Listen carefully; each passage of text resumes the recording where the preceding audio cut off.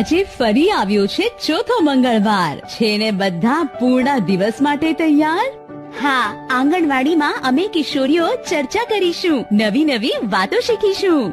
શું જરૂરી છે મારું આવવું? કામથી બહાર મારે છે જવાનું. સ્વાસ્થ્ય અને પોષણની વાતો થશે. પૂર્ણા શક્તિ અને IFA ટેબ્લેટ મળશે. માસિક ધર્મની દેખભાળ શીખીશું. પોતાના વિકાસ પર ચર્ચા કરીશું. છે જરૂરી બધી કિશોરીઓ આવજો. કેટલો નફાકારક છે પૂર્ણા દિવસ તમે જ બતાવજો. કામ પણ જરૂરી છે, પણ સ્વાસ્થ્ય સૌથી ઉપર. તમે કામે થોડી વાર પછી જતા રહેજો.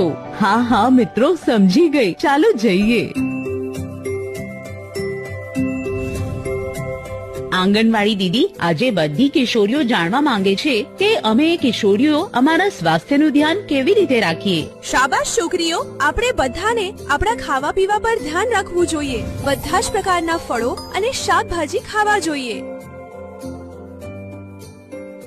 અને બહારના પડીકા જેમ કે ચિપ્સ, બિસ્કિટ અને પેક કરેલા નાસ્તાઓથી દૂર રહેવું જોઈએ.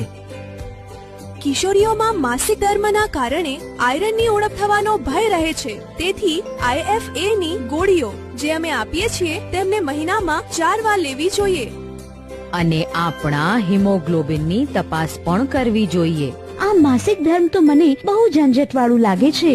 ઝંઝટ નથી, બસ પોતાની સાફ સફાઈનું ધ્યાન રાખો. વપરાયેલા પેડનો યોગ્ય નિકાલ કરો અને બસ થઈ ગયું. સાથે સાથે ઘણું પાણી પીશો અને વ્યાયામ કરશો તો ઝંઝટ નહીં લાગે. પોતાના પોષણનું પણ ધ્યાન રાખો. આજે પૂર્ણા શક્તિના પેકેટ મળશે, જેના ઉપયોગથી પૌષ્ટિક અને સ્વાદિષ્ટ વ્યંજન બનાવી શકો છો.